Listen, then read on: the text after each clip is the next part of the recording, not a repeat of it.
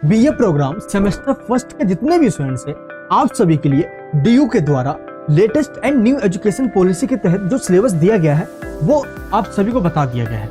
आज के इस वीडियो में मैं आपको यही सिलेबस बताने वाला हूं और साथ ही इंपॉर्टेंट क्वेश्चंस भी। ये बहुत बड़ी गुड न्यूज है आप सभी के लिए जो एसयूएल यानी कि ओपन से बीए कर रहे हैं या डीयू के रेगुलर कॉलेज में है या वो एनसी वेब से अपनी पढ़ाई कर रहे हैं और बीए प्रोग्राम आपने लिया हुआ है। तो ये वीडियो आपको एंड तक देखना है। आपके सिलेबस में से कई सारे पोर्शन हटा दिए गए जो आउटडेटेड हो चुके थे। आज की इस नोटिफिकेशन में जो बताया गया मैं आपको वो सब कुछ बताने वाला हूँ। इस वीडियो को आप एंड तक जरूर देखना, कहीं पूरी वीडियो ना देखने की गलती आपको आपके एग्जाम में फेल ना करवा दे। मैं मनीष वर्मा, आप सभी को स्वागत है हमारे। सबसे पहले आपको मैं ये बता दूं कि डीयू के अंदर एसयूएल भी आता है और एनसी वेब भी आता है, यानी कि नॉन कॉलेज जो कि सिर्फ वुमेन्स यानी गर्ल्स के लिए होता है। तो दोनों ही कॉलेज के लिए सेम सिलेबस।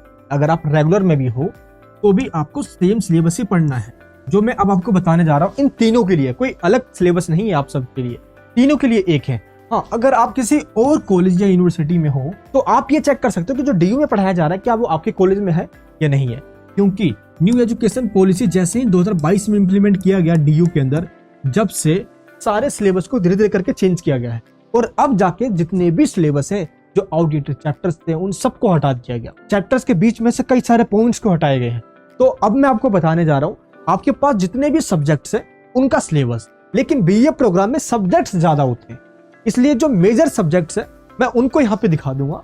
बाकी के जितने भी सब्जेक्ट्स के पीडीएफ है सिलेबस के उनको टेलीग्राम ग्रुप में दे दूंगा। तो आप टेलीग्राम ग्रुप में ज्वाइन हो जाना, लिंक नीचे डिस्क्रिप्शन बॉक्स के अंदर है। और शुरुआत में आपको कह देना चाहता हूँ, नए हो तो प्लीज सब्सक्राइब कर लेना। ऐसी वीडियो पूरे यूट्यूब पे आपको और कहीं नहीं मिलती। और इसी चैनल पे आपको एग्जाम में कैसे पास होना है, एग्जाम में आने वाले क्वेश्चन एग्जाम में जाने से पहले ही आपको बता दिए जाते हैं। तो चलिए टॉपिक को स्टार्ट करते हैं। हमारा सबसे पहला जो सब्जेक्ट है वो है political science, introduction to political theory. ये वो सब्जेक्ट है जो आपका मेन सब्जेक्ट है। मैं यहाँ पे स्टार लगा दूंगा जो आपका मेन सब्जेक्ट होगा, क्योंकि ये सब्जेक्ट आपको लेना ही होता है। और इस सब्जेक्ट के अंदर जो आपको पोर्शन पढ़ना है वो है व्हाट इज पॉलिटिकल थ्योरी, यानी कि राजनीतिक सिद्धांत क्या है पहला, और दूसरा है कि राजनीतिक सिद्धांत का रिलेवेंस क्या है, इसकी प्रासंगिकता क्या है। ये तो आपका फर्स्ट यूनिट है और इस यूनिट से एक क्वेश्चन आता ही आता है। 1000% कह रहा हूं मैं आपको, 100% नहीं, 1000%। ध्यान रखना, महत्व और प्रासंगिकता यानी कि इंपॉर्टेंस या रिलेवेंस, दोनों में से कुछ भी पूछ ले, दोनों ही सेम है। अब जो सेकंड यूनिट है वो है कॉन्सेप्ट्स। देखिए पॉलिटिकल साइंस के अंदर कई सारे कॉन्सेप्ट्स हैं, जैसे लिबर्टी, इक्वलिटी यानी कि स्वतंत्रता, समानता, न्याय, अधिकार, इन सब के बारे में पढ़ोगे। और इन चारों में से क्या चारों पे क्वेश्चन आएंगे? जी हाँ, चारों पे क्वेश्चन आएंगे। जैसे टोटल 8 क्वेश्चन आते हैं, 8 क्वेश्चन में से आपको 4 क्वेश्चन करने होते हैं। जो 7 क्वेश्चन होते हैं वो लॉन्ग क्वेश्चन होते हैं और जो सबसे एंड का 8वां क्वेश्चन होता है ये शॉर्ट नोट होता है, यानी कि शॉर्ट्स आंसर लिखने होते हैं आपको उसमें। लेकिन जो 7 क्वेश्चन है ये लॉन्ग क्वेश्चन आते हैं। तो 8 में से टोटल आपको 4 क्वेश्चन ही करने होंगे, 3 आपको लॉन्ग करना है और एक आपको जो 8वां क्वेश्चन है ये शॉर्ट वाला करना है। तो आपके एग्जाम में क्वेश्चन कैसे आएगा? मान लो एक क्वेश्चन देंगे इसमें से लॉन्ग और इन चारों में से कोई सा भी एक क्वेश्चन आपको दे देंगे। मान लो लिबर्टी पे या जस्टिस पे 2 क्वेश्चन हो गया और एक क्वेश्चन इसी में से घुमा कर देंगे जो ट्रेंड चल रहा है। अब पहले की तरह क्वेश्चन नहीं आने वाले एग्जाम में, अधिकार क्या है बताइए, स्वतंत्रता पे जेएस मिल के क्या विचार है बताइए। ये क्वेश्चन पहले आया करते, बहुत सिंपल क्वेश्चन हुआ करते। अब क्वेश्चन तो वही होंगे बट घुमा दिया जाएगा ऐसे, क्योंकि न्यू एजुकेशन पॉलिसी के तहत क्वेश्चन की पैटर्न को बदल दिया गया, यानी क्वेश्चन पूछने का जो तरीका है अब वही चेंज होगी।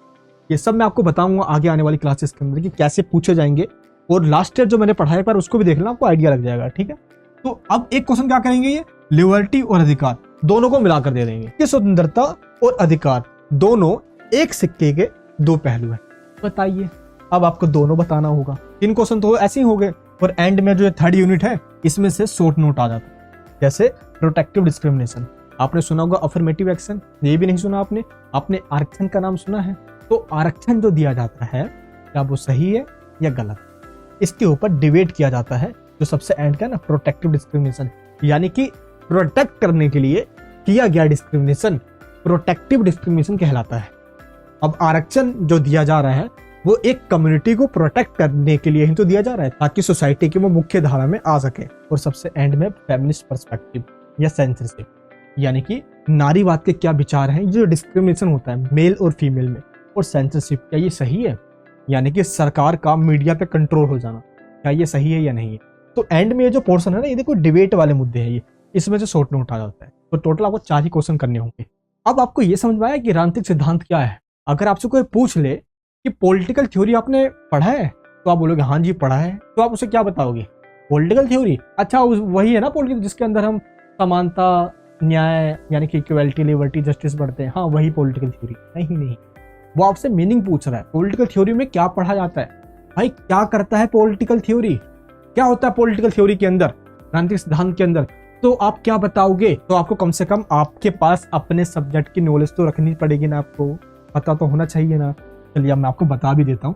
देखिए पॉलिटिकल यानी कि राजनीति।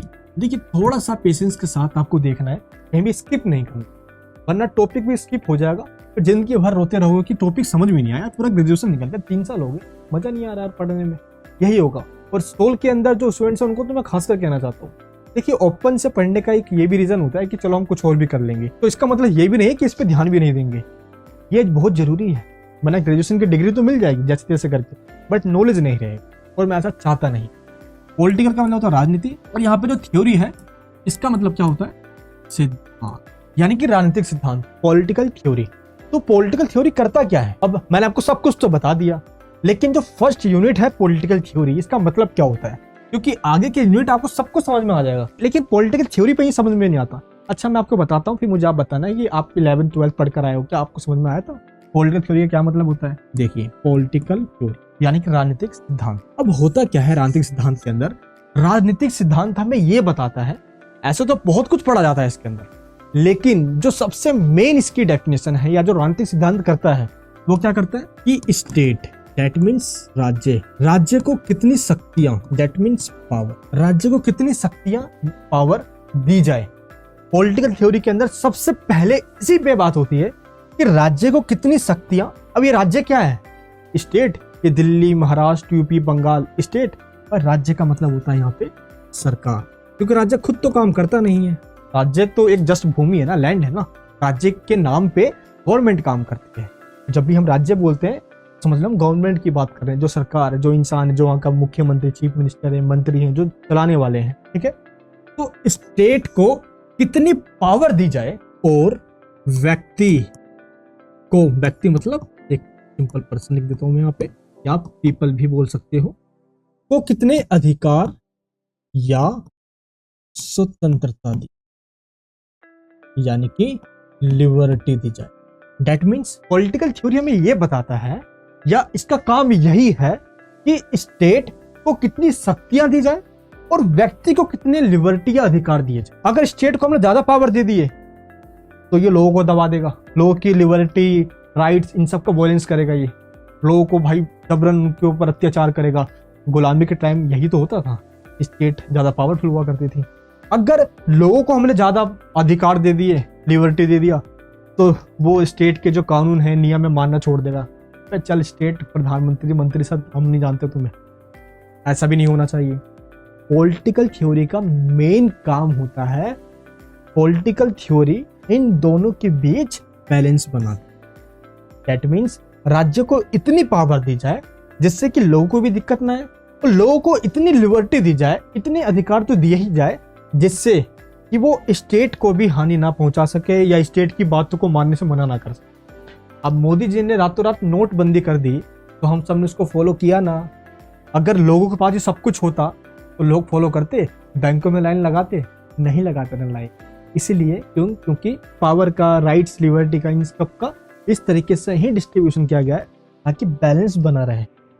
अब आपको समझ में आया पॉलिटिकल थ्योरी का क्या काम होता है, लोगों को कितने अधिकार दिए जाए और राज्य को कितनी शक्तियां दी जाए, ये हमें बताता है पॉलिटिकल थ्योरी। इसी को हम पॉलिटिकल थ्योरी या राजनीतिक सिद्धांत के नाम से जानते हैं।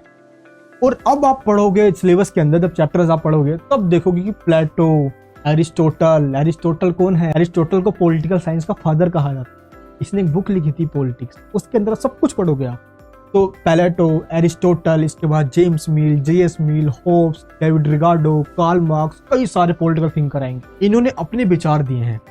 तो जितने भी चीजें आप पढ़ोगे, एक चीज ध्यान रखना, वो सब कुछ इसी इर्द गिर्द होगा, इसी के आसपास होगा, कि स्टेट को कितनी शक्तियां दी जाए, यानी कि पूरे पॉलिटिकल थ्योरी के अंदर हम स्टेट, पावर, लोगों के अधिकार और लिबर्टी की ही बात करते हुए रहेंगे। सब जगह हम यही चीज पढ़ेंगे। यही है पॉलिटिकल थ्योरी। आया आपको समझ में? तो ये आपका हो गया पहला सिलेबस।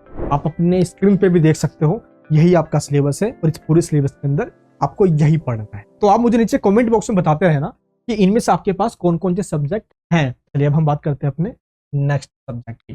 नेक्स्ट सब्जेक्ट क्या है हमारा? हिस्ट्री।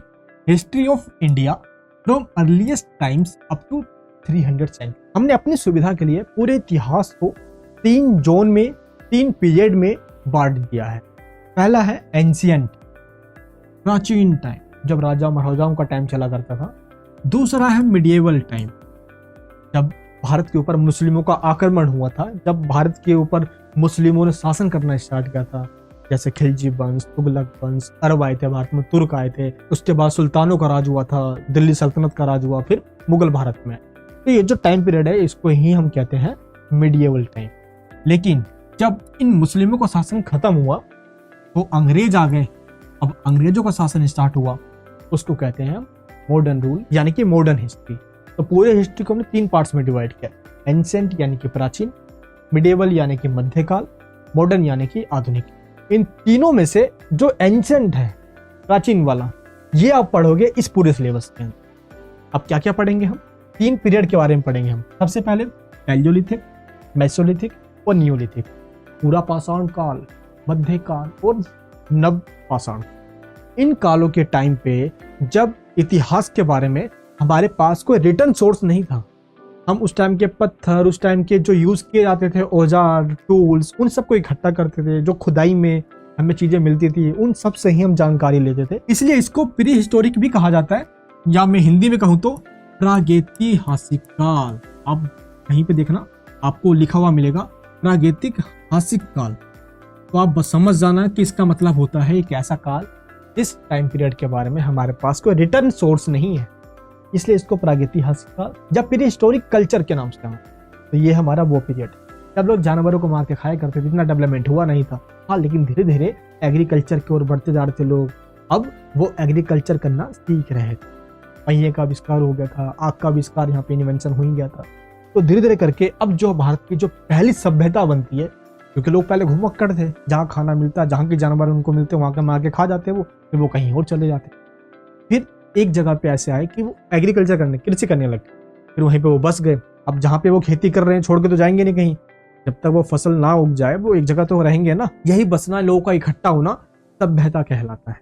और भारत की सबसे पहली सभ्यता हड़प्पा सभ्यता, हड़प्पन सिविलाइजेशन के बारे में हम पढ़ेंगे इसी वाले सिलेबस के अंदर। इसके बाद क्लियर है? इसके बाद हम पढ़ेंगे वैदिक टाइम के अंदर कौन कौन से कल्चर आए। वैदिक पीरियड जो हमारा ऋग्वेद, यजुर्वेद, सामवेद, अथर्ववेद, ये 4 वेद है ना, उस टाइम पे सोसाइटी हमारी कैसी हुआ करती थी, इकोनॉमिक क्या एक्टिविटीज हुआ करती थी, ये हम देखेंगे। एंड इसके बाद मौर्य एम्पायर। मौर्य एम्पायर में चंद्रगुप्त मौर्य का जो राज हुआ करता था, उस टाइम पे कौन कौन सी इकोनॉमिक एक्टिविटीज हुआ करती थी। और अशोका का जब शासनकाल आया तो उसने धम्म की रचना करी, और धम्म जो उसने बताया उसका क्या महत्व है, यानी कि लोगों को कुछ इसने सिद्धांत दिए थे, हमें सच बोलना चाहिए, झूठ नहीं बोलना चाहिए, यही जो प्रिंसिपल है वही धम्म कहलाता है। धम्म में उसने सारी बातें लिख दी थी अशोक। तो ये सब पढ़ो, ये सारी चीजें आपने हिस्ट्री के अंदर क्लास 12 में पढ़ी हुई है। जरा याद करो, हड़प्पा सभ्यता, Maurya empire, post Maurya empire में आपने ये सब पढ़ा हुआ है। संगम लिटरेचर, ये सब हम पढ़ेंगे इस पूरे सिलेबस के अंदर। आप इस पूरे सिलेबस को अपने स्क्रीन पे देख सकते, हर एक लाइन को अच्छे से देख लो आप, यही आपके पूरे सिलेबस के अंदर है। ये हो गया हिस्ट्री। आपके पास ये सब्जेक्ट है, नीचे कमेंट बॉक्स में। अब हम देखते हैं एजुकेशन इन कंटेम्प्रेरी इंडिया। देखिए यहाँ पे एक वर्ड यूज किया गया है कंटेम्प्रेरी। इसका मतलब होता है समकालीन। समकालीन का मतलब जब भारत आजाद हो रहा था, आजादी के टाइम और उस टाइम के बाद भारत की एजुकेशन सिस्टम कैसी हुआ करता। अब जरा एक बार हम टॉपिक पे आते हैं। जो फर्स्ट यूनिट है हमारा वो क्या है? Colonialism and modern education. इसका मतलब होता है औपनिवेशवाद, यानी जब भारत गुलाम हुआ करता था और जब भारत के अंदर मॉडर्न एजुकेशन की शुरुआत की गई थी।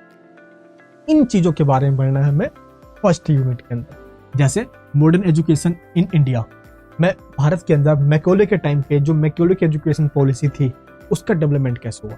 तो भारत के अंदर जो सबसे पहले एजुकेशन पॉलिसी बनाई गई है वो पॉलिसी कौन सी थी? उसमें क्या क्या बताया गया था और उसके बाद कब कब कौन कौन सी पॉलिसी बनाई गई, ये हमें पढ़ना है। यूनिट हमारा जो फर्स्ट, कई रिफॉर्म भी इसके अंदर हुए और उसके बाद कई सारे चेंजेस हुए, जैसे स्कूल एजुकेशन, कॉलेज एजुकेशन को लेकर, वो सारा चीज पढ़ोगे आप इस पूरे सिलेबस। क्लियर है? अब ऐसा तो है नहीं कि भारत के अंदर एजुकेशन की पॉलिसीज मैकॉले ने बनाई थी, कई बार पॉलिसी बनी है। जैसे एग्जांपल देता हूँ मैं आपको, 1948 में बनी, इसके बाद 1968 में बनी, इसके बाद 1986 में बनी, इसके बाद 1992 में बनी, इसके बाद 2009 में बनी, इसके बाद अब मोदी जी ने 2020 में ही बना दिया न्यू एजुकेशन पॉलिसी। तो इतनी सारी पॉलिसी बन चुकी है, इन सब के बारे में आपको पढ़ाऊंगा मैं। बिल्कुल बेफिक्र होकर आप पढ़ना, आपको कहीं और कुछ पढ़ने की जरूरत बिल्कुल भी नहीं। जो यहाँ पढ़ाऊंगा यही आपके भेजे में घुसाऊंगा, आप टेंशन बिल्कुल मत लेना। क्लियर है? तो ये आपका पूरा सिलेबस है। एजुकेशन पॉलिसी कब कौन सी बनी है और अब क्या है, क्या क्या रिफॉर्म किए गए हैं, एजुकेशन पॉलिसी में कौन कौन सी चैलेंजेस आए हैं, डेवलपमेंट क्या हुआ है, कास्ट रिलीजन की पॉलिसी क्या है, राइट टू एजुकेशन में क्या कहा गया है, यही आपके सिलेबस में है एजुकेशन। ये रहा पूरा सिलेबस आपके स्क्रीन पे, यही सिलेबस है। देख लिए आप यूनिट फर्स्ट सेकंड जितने भी यूनिट दिए गए, अच्छे से एक बार की पॉइंट्स को भी आपको पढ़ लेना है। यही पूरा सिलेबस है जो आपके एग्जाम में। आप इसका स्क्रीनशॉट भी ले सकते हो, अदरवाइज हमारा जो टेलीग्राम ग्रुप है मैंने उसके अंदर ये पीडीएफ ऑलरेडी डाल रखी है, तो आप उसमें ज्वाइन हो जाए। क्लियर है? ये सब्जेक्ट आपके पास है, नीचे कमेंट बॉक्स में बताओ। नेक्स्ट सब्जेक्ट है education, basic concept and ideas in education. दोनों ही एजुकेशन बहुत ज्यादा इजी है। अब ये जो एजुकेशन है ये उससे भी इजी है। इसमें क्या पढ़ोगे आप, एजुकेशन की मीनिंग क्या होती है, क्या पर्पज है एजुकेशन, क्या किताबी ज्ञान ही सब कुछ है या कुछ और पर्पज भी है एजुकेशन का, यही आपको पढ़ना है इस पूरे सिलेबस के अंदर। एंड इसके बाद सेकेंड यूनिट में पढ़ोगे आप कि एजुकेशन में बुक्स के अलावा सोसाइटी का क्या रोल है। अब ऐसे कई सारे एलिमेंट हैं, जैसे हमें सिखाने में हमारी फैमिली, हमारा घर, हमारी कम्युनिटी, स्कूल, मीडिया, इन सब का बहुत बड़ा रोल है। तो सिर्फ किताबों का नहीं, हम बहुत सारी चीजें समाज के लोगों से भी सीखते। ऐसा होता है ना, कई बार हम कहीं जा रहे होते हैं तो कुछ एक्टिविटी हो रही होती है तो हमें उससे सीख मिलती है, अच्छा यार वहाँ पे ऐसा हुआ, अरे मुझे भी ऐसा। ऐसे कई सारी घटनाएं होती है हमारी लाइफ के अंदर। नेक्स्ट यूनिट क्या है, थिंकर्स इन एजुकेशन। एजुकेशन में कौन सी पॉलिसी इंप्लीमेंट करनी चाहिए, एजुकेशन में कुछ कमियां हैं तो उसको दूर कैसे करें। इसके लिए कई सारे स्कॉलर्स हैं जिसको हम फिलोसफर भी कहते हैं। फिलोसफर उनको कहा जाता है जिनको हम दार्शनिक कहते हैं, जो सोसाइटी एग्जिस्ट कर रही है इस टाइम पे, ये इससे खुश नहीं हो। अब इनका मानना है कि इसमें चेंज होनी चाहिए। अब चेंज करने के लिए कई सारे फिलोसफर्स भी आए, स्कॉलर्स भी आए, और जिनको हम थिंकर कहते हैं, जैसे श्री अरविंदो, दिल्ली में मालवीय नगर में श्री अरविंदो कॉलेज है, इन्हीं के नाम से है। एंड इसके बाद है श्री कृष्णामूर्ति, जॉन डीवे, इसके बाद है रूसो और पॉलो फेरे। अब इसके बाद देखिए आप कि इतने सारे थिंकर्स हैं जिन्होंने अपने विचार दिए हैं एजुकेशन में, और इन सभी में जो सबसे ज्यादा इंपॉर्टेंट है वह है जॉन डीवे और जे रूसो। इन्हीं दोनों पे क्वेश्चन आता है, लिख लो आप कहीं पे भी, नोट डाउन कर लो आप, इसके अलावा कुछ नहीं आएगा जो यहाँ बताते जा रहा हूँ। लेकिन हर एक यूनिट से एक एक क्वेश्चन जरूर आएगा। एंड में जो थिंकर से उसमें शॉर्ट नोट आता है, एक बार ये लॉन्ग क्वेश्चन दे देते हैं, तो इन दोनों थिंकर से ही क्वेश्चन आएंगे, ये आपको ध्यान। तो मेन थिंकर है। इसके अलावा है इंग्लिश, इंडियन क्लासिकल लिटरेचर। अब ये देखिए, ये सब्जेक्ट जो है वो लिटरेचर का है, ये इसमें ग्रामर से कुछ नहीं आता। जैसे ग्रामर में ये टेंसेंस, मोडाल्स हो गए, आर्टिकल, स्पीच हो गए, इसमें ये सब नहीं आता, लेटर वगैरह। अब इसमें क्या आता है, जो चैप्टर्स दिए गए उसी के बेस पे क्वेश्चन पूछे जाएंगे। जैसे व्यास के बारे में, कालिदास के बारे में, इनकी रचनाओं के बारे में, इन्होंने क्या कहा है, इनके पूरा नॉवल, पूरा टाइप में समझ लो, पूरा बायोग्राफी, और इन्होंने जो अपने आइडियाज दिए हैं उनके बारे में आप पढ़ोगे क्लासिकल लिटरेचर में। क्लियर है? अब इसके बाद जो है हिंदी सिनेमा और उसका अध्ययन। भारत के अंदर सिनेमा का डेवलपमेंट कब हुआ है, सिनेमा के डेवलपमेंट में किन किन चीजों का योगदान होता है, जैसे लैंग्वेज का, कई सारे टूल्स इक्विपमेंट्स का, अब हम देखते हैं तकनीकों का, जैसे कैमरा हो गया, बहुत सारे रोल हैं, एक्टर हैं, एक्ट्रेस हैं, इन सब चीजों के बारे में हम देखेंगे पूरे हिंदी सिनेमा और उसका। मोस्ट इजीएस्ट सब्जेक्ट, आप टेंशन बिल्कुल मत, बहुत इजी सब्जेक्ट। नेक्स्ट क्या, हिस्ट्री, एंशिएंट सोसाइटीज। अभी इससे पहले हमने एक हिस्ट्री देखा था, वो भी एंशिएंट हिस्ट्री थी, लेकिन वो इंडिया की थी। अब ये जो सब्जेक्ट है वो एंशिएंट सोसाइटीज है, तो एंशिएंट, बट ये इंडिया के बाहर के देशों, यानी कि वर्ल्ड के कुछ कंट्रीज को लेकर ये एक सिलेबस बनाया गया है। अब इसमें क्या है, इसमें दिया गया है आपको एंशिएंट सोसाइटीज के अंदर डिफाइन सिविलाइजेशन, आपको सभ्यताओं के बारे में बताना है। अलग अलग जो सभ्यता है, सिविलाइजेशन है, जैसे वो कौन कौन सी सभ्यता है, इंडिया की हड़प्पा सभ्यता, और चाइना की जो चीनी सभ्यता है उनके बारे में। इसके अलावा भी एंशिएंट टाइम में कुछ सभ्यताएं थी, जैसे मेसोपोटामिया की सभ्यता, मिस्र की यानी कि इजिप्ट की सभ्यता। इनमें सोसाइटी के अंदर लोग कैसे रहा करते, कंपैरिजन करना होगा, इसके ऊपर क्वेश्चंस आते। तो ये आपको ध्यान रखना है। इस टाइम पे राजा का रूल हुआ करता था, तो पूरा एडमिनिस्ट्रेशन का पैटर्न कैसे हुआ करता था ये आपको पढ़ना होगा। इकोनॉमिक एक्टिविटीज यहाँ पे कैसी थी, आर्ट यानी कला और रिलीजन का कितना डेवलपमेंट, ये आपको बताना। क्लियर है? तो यही सब चीज हमें पढ़ना है। और ये सारी बातें जो हो रही है ये हो रही है ब्रोंज एज के अंदर, यानी कि ताम्र पाषाण युग। क्लियर है? ये सब्जेक्ट आपके पास है, नीचे कमेंट बॉक्स में बताना। इसके बाद है political science, public administration in India. इस पूरे सिलेबस में पढ़ना है कि भारत का प्रशासन कैसे चलाया जाता है, इंडियन एडमिनिस्ट्रेशन कैसे रूल करता है, उसके कौन कौन से तरीके हैं। जैसे क्या क्या पढ़ेंगे इसके अंदर हम सबसे पहले हम पढ़ेंगे कि भारत जब गुलाम हुआ करता था तो उस टाइम पे भारत के अंदर एडमिनिस्ट्रेशन का स्ट्रक्चर कैसा था। जैसे अंग्रेजों का रूल था, अंग्रेज सारी पॉलिसी बनाते थे, ये हमारा तो फर्स्ट यूनिट इसी में निकल जाएगा।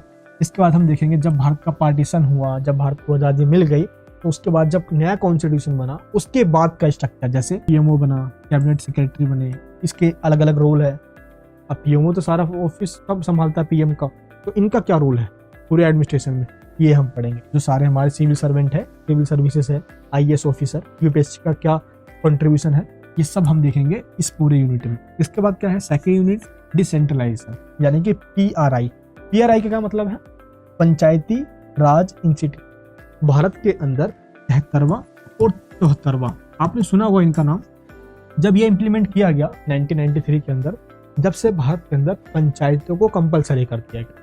भारत के अंदर 1959 के अंदर 2 अक्टूबर को राजस्थान के नागौर डिस्ट्रिक्ट में सबसे पहले पंचायत को इम्प्लीमेंट किया गया था, जब भारत के प्राइम मिनिस्टर जवाहरलाल नेहरू हुआ करते। उस टाइम पे ये किया गया था, लेकिन गांधी जी का सपना था इसको कॉन्स्टिट्यूशन में जगह नहीं दिया गया, डीपीएसपी में डाल दिया गया, directive principle of state policy, जिसको इम्प्लीमेंट करने के लिए स्टेट गवर्नमेंट मजबूर नहीं। लेकिन जब इसको कॉन्स्टिट्यूशन राइट बना दिया कि नहीं भाई अब तो सबको इम्प्लीमेंट करना होगा, तब जाके गांवों के अंदर पंचायती सिस्टम और शहरों के अंदर नगर पालिका, जिसमें आज शहरों दिल्ली वगैरह के अंदर क्या होते हैं, निगम पार्षद होते हैं, गांव के अंदर सरपंच मुखिया होते। इस तरीके से हम पढ़ेंगे कि डिसेंट्रलाइजेशन किया गया, पावर का बंटवारा किया गया। जैसे सेंट्रल लेवल पे तो गवर्नमेंट है ही है भारत के अंदर, इसके अलावा स्टेट गवर्नमेंट भी है सभी स्टेट के अंदर, लेकिन अब स्टेट गवर्नमेंट से भी पावर लेकर दिया गया किसको, लोकल लेवल की गवर्नमेंट। गाँव और कस्बों के लिए लोकल लेवल की गवर्नमेंट भी बनाई गई है कि गांव के कोने में क्या परेशानी या प्रॉब्लम चल रही है कि संसद में बैठा एक बंदा कैसे जान सकता है। तो गांव का जो मुखिया प्रधान है वही सही से समझ पाएगा, इसीलिए ये सिस्टम किया गया। क्लियर है? ये हम पढ़ेंगे इसके बारे में। नेक्स्ट है बजट। बजट क्या जरूरी है, बजट साइकिल क्या है, बजट का पूरा स्ट्रक्चर क्या है, बजट कैसे प्रोसेस होता है, बजट कैसे इंप्लीमेंट होता है, ये पूरा यूनिट इसी के ऊपर है। एंड फोर्थ क्या है, ई गवर्नेंस। आज का टाइम डिजिटल हो चुका है, घर बैठे फोन से आपकी वीडियोस देख पा रहे, तो सरकार भी आज डिजिटल हो गई है। तो सरकार के द्वारा ई गवर्नेंस या सरकार टेक्नोलॉजी का कैसे यूज कर रही है एडमिनिस्ट्रेशन को चलाने के लिए, ये हम पढ़ेंगे लास्ट के में। तो ये आपका पूरा सिलेबस अपने स्क्रीन पे देख सकते हो। यही आपके वो पूरे चैप्टर से यही चीजें आपको पढ़ना है और इनमें से ही क्वेश्चन आएगा। ये सब्जेक्ट आपके पास है, ये जो कमेंट बॉक्स में बताना। नेक्स्ट सब्जेक्ट कौन सा है, इंग्लिश फ्लुएंसी फर्स्ट। तो इसमें क्या है, आप बुक से कुछ भी पढ़ लो, एग्जाम में कुछ भी नहीं है। समझ में आ गया आपको? इंग्लिश फ्लुएंसी है। अगर लिटरेचर वर्ड यहाँ पे यूज किया होता है इंग्लिश लिटरेचर, तो सब कुछ बुक में से ही आएगा। अगर इंग्लिश फ्लुएंसी यहाँ पे है तो बुक में से कुछ, बुक्स जस्ट आपको रेफरेंस के लिए दी जाएगी। इसमें क्या होता है ना कि इसके अंदर सब कुछ ऐसे डायरी एंट्री है, लेटर्स आएंगे, स्पीच आएंगे, यानी सब कुछ ग्रामर के भी पोर्शन आता है। अब पैसेज दे देंगे, उसमें से आंसर ढूंढ के आपको लिखना है, नीचे फिल द ब्लैंक्स होगा, कुछ एमसीक्यू क्वेश्चंस होंगे। तो यही वो होता है, इसमें कुछ ज्यादा है नहीं मेहनत। इस सब्जेक्ट को आप बिना पढ़े भी जा सकते हो, अदरवाइज जो हमारे चैनल पे वीडियोस है उनको देखोगे आप, कुछ और पढ़ने की जरूरत आपको नहीं है। ये सब्जेक्ट आपके पास है, नीचे बताइए कमेंट बॉक्स के अंदर। नेक्स्ट क्या है, EVS, theory and practice first. Second भी है, वो नेक्स्ट सेमेस्टर में पढ़ोगे आप, ये फर्स्ट है। इसमें हम क्या पढ़ेंगे, इंट्रोडक्शन टू इन्वायरमेंटल स्टडीज। अब ये ईवीएस का सब्जेक्ट है, थोड़ा साइंस जैसा सब्जेक्ट है ये। जैसे ईवीएस के अंदर हम इकोसिस्टम पढ़ते हैं, वनों यानी जंगलों की कटाई के लिए कौन कौन सी कानून बनाई गई है जिससे कि हमारे जंगलों को बचाया जा सके, एंड जो पॉल्यूशन हो रहा है इससे कैसे बचा जा सकता है, कई सारे इसके अंदर पोर्शन दिए गए हैं, ये हमें पढ़ना है। इकोसिस्टम हो गया, नेचुरल रिसोर्सेज हो गए और एनवायरमेंटल पॉल्यूशन हो, ये 4 यूनिट है और इन चारों में ये पोर्शन दिए गए हैं, आप अपने स्क्रीन पे भी देख सकते हैं। ये है आपके ईवीएस का सिलेबस। बहुत इजी है, ये ज़्यादा टफ नहीं है ईवीएस, आप इसको इजीली से पढ़ के पास कर सकते हो। जो हम बताएंगे क्वेश्चंस वही एग्जाम में भी आए। क्लियर है। अब नेक्स्ट क्या है, कॉमर्स फाइनेंस फॉर एवरीवन। ये सब्जेक्ट कॉमर्स का है बट आप इसको भी ले सकते हो, इजी सब्जेक्ट है। क्यों? क्योंकि ये बजट के बारे में आपको पढ़ाता है, तो सब कुछ थ्योरी है, इसमें न्यूमेरिकल कुछ भी नहीं आता। जैसे बैंकिंग सर्विसेज, जैसे बैंक हमें कौन सी सर्विस प्रोवाइड करता है, बैंक यानी कॉमर्शियल बैंक। जो आरबीआई है वो तो गवर्नमेंट का बैंक है ना, तो ये कौन कौन सर्विसेज देता है हमें, फाइनेंशियल सर्विसेज क्या प्रोवाइड की जाती है इसके द्वारा, पोस्ट ऑफिस के द्वारा। और पोस्ट ऑफिस भी छोटे मोटे बैंक का ही काम करता है, वहाँ पे हम पैसे रख सकते हैं, वहाँ पे हमें इंटरेस्ट में मिलता है, तो ये चीज़ हम पढ़ेंगे। And insurance services bank provide करती है हमें। तो स्टॉक मार्केट के बारे में बेसिक नॉलेज दी गई है हमारे यूनिट 5 के अंदर। क्लियर है। ये हो गया हमारा फाइनेंस फॉर एवरीवन। सब्जेक्ट बहुत ईजी है, यही आपको पढ़ना है जो आपको स्क्रीन पर सिलेबस दिखा, इसके अलावा कुछ, यही आपका लेटेस्ट सिलेबस। इसके बाद क्या है, कम्युनिकेशन इन एवरीडे लाइफ। इसके अंदर आप पढ़ोगे कम्युनिकेशन कितने टाइप्स के होते हैं, कम्युनिकेशन का क्या इंपॉर्टेंस है, एंड कम्युनिकेशन के लिए राइटिंग स्किल्स कौन कौन सी होनी चाहिए। ये सब कुछ आप पढ़ोगे इस पूरे सिलेबस। आप सिलेबस देख सकते हो अपने, बहुत इजी है ये, बहुत इजी क्वेश्चन भी आपके एग्जाम में आते हैं इसमें, ठीक है। लेकिन हर यूनिट से एक क्वेश्चन आता है यहाँ। एंड इसके बाद है हिंदी का रंगमंच का सिलेबस। अब हिंदी रंगमंच में क्या होता है, इस पूरे सिलेबस में हमें पढ़ना है कि नाट्य शास्त्र जो है, यानी कि भारत के अंदर जो ड्रामेटिक रोल हुआ करता था, जो ड्रामा हुआ करता है, इसका डेवलपमेंट कैसे हुआ है एंशिएंट टाइम, बहुत प्राचीन टाइम से चला आ रहा है। तो नाट्य शास्त्र एक ऐसा शास्त्र है जो हमें इसकी जानकारी देता है कि ड्रामा के कितने सारे रूल हैं। जैसे कि हमको ड्रामा करते हैं, वो दिखने में या बोलने में तो जस्ट एक ड्रामा है, लेकिन उसको रियल फील करवाना होता है लोगों के सामने। जैसे ड्रामा करते टाइम हमारा पहनावा क्या होगा, ताकि हम ड्रामा के अंदर पूरा घुस सके, रोल को अच्छे से निभा सके, पहला। उसके बाद हमारी भाषा कौन सी होगी, हमारी एक्टिंग में वो कौन से किरदार होंगे जो हमारे ड्रामा को सक्सेसफुल बना सके। यही सारी चीज़ें आप पढ़ने वाले हो रंगमंच के अंदर। क्लियर है। बहुत इजी सिलेबस है इसका और बहुत इजी चैप्टर्स भी हैं। ये सिलेबस आप देख सकते हो स्क्रीन पे, ये दिया हुआ है, यही सारे चैप्टर्स हैं, आप इसका स्क्रीनशॉट भी ले सकते हैं। एंड इसके बाद है इंग्लिश का reading Indian fiction in English. ये जो सिलेबस है इसमें से ग्रामर का कोई पोर्शन सिलेबस में देखिए आप, ये दिया गया है, यही आपको पढ़ना है। क्या क्या दिया गया है, जैसे कि how to read a novel. तो ऐसा कुछ क्वेश्चन आता नहीं है, इसके बेस पे क्वेश्चन आते हैं। जैसे बंकिम चंद्र चटर्जी के द्वारा आनंद मठ जो लिखी गई है, इसमें इन्होंने अपने थॉट्स दिए हैं, उसके बारे में क्वेश्चन। एंड श्री अरविंदो और घोष के द्वारा जो अपने विचार दिए गए हैं, आइडियाज दिए गए, इस पे क्वेश्चन। तो ये आपको पढ़ना है। ये लिटरेचर का ही पोर्शन है जो कि बुक से ही पूछी जाती है। इन्होंने अपने क्या थॉट्स और आइडियाज दे रखे हैं, इसके ऊपर क्वेश्चन दिया जाएगा, आपको उसका आंसर देना है। तो ये आपका पूरा सिलेबस है, आप इस पूरे सिलेबस को अपने स्क्रीन पे भी देख सकते हैं। इसके बाद जो नेक्स्ट सिलेबस है वो भारतीय भक्ति परंपरा और मानव मूल्य, यानी कि भारत के अंदर 13 और 14 सेंचुरी के आसपास ऐसे कई सारे ऐसे थिंकर्स हुए, समाज सुधारक हुए, जिन्होंने हिंदी में अपने विचार दिए हैं। अब वो कौन कौन है, जैसे आप सभी ने सुना है कबीर का नाम, सबने सुना है, मीराबाई, तुलसीदास जी का नाम, रैदास, गुरु नानक जी का नाम, सूरदास जायसी का नाम, तुकाराम नामदेव का नाम। इन सब ने अपने आइडियाज दिए और यही सब पढ़ने वाले हो इस पूरे सिलेबस के अंदर। ये पूरा सिलेबस आप एक बार अपने स्क्रीन पे भी देख सकते हैं। ये जो आपको मैं सिलेबस दिखा रहा हूँ ये लेटेस्ट है और उन पोर्शन को हटाने के बाद दिखा रहा हूँ जो पोर्शन आपके एग्जाम में नहीं आए। क्लियर है। इसके बाद है पॉलिटिकल साइंस का constitutional values and fundamental duties. ये पूरा सिलेबस पॉलिटी का है। जिसने पॉलिटिकल साइंस पढ़ा है उसको सही से पता होगा कि इसमें आप पढ़ोगे इंडियन कॉन्स्टिट्यूशन के बारे में, भारतीय संविधान और उसकी प्रस्तावना के बारे में, प्रियम्बल के बारे में। तो प्रियम्बल का क्या इंपॉर्टेंस है ये आप देखोगे। इसके बाद देखोगे फेडरल रिपब्लिक, जैसे भारत में रूल ऑफ लॉ है, कानून का शासन है, एंड सेपरेशन ऑफ पावर है। पावर को डिस्ट्रीब्यूट किया गया है, सेपरेट किया गया है ताकि कोई किसी पे हावी ना हो जाए। जैसे लेजिस्लेटिव जिसको हम पार्लियामेंट कहते हैं, संसद। दूसरा है एग्जीक्यूटिव जिसको हम कार्यपालिका कहते हैं। तो तीसरा है जुडिशरी जिसको हम न्यायपालिका कहते हैं। तो तीनों अपनी अपनी जगह पे सेपरेट है और यही हमारे गवर्नमेंट के ऑर्गन्स भी है या सरकार के अंग भी कह सकते हो। इसके बाद आप पढ़ोगे सोवरेनिटी यानी कि संप्रभुता के बारे में, समाजवाद और लोकतंत्र के बारे में। एंड इसके बाद कुछ कॉन्सेप्ट दिए गए हैं जैसे जस्टिस, लिबर्टी, इक्वलिटी और फ्रेटर्निटी। ये कॉन्सेप्ट हम पढ़ेंगे।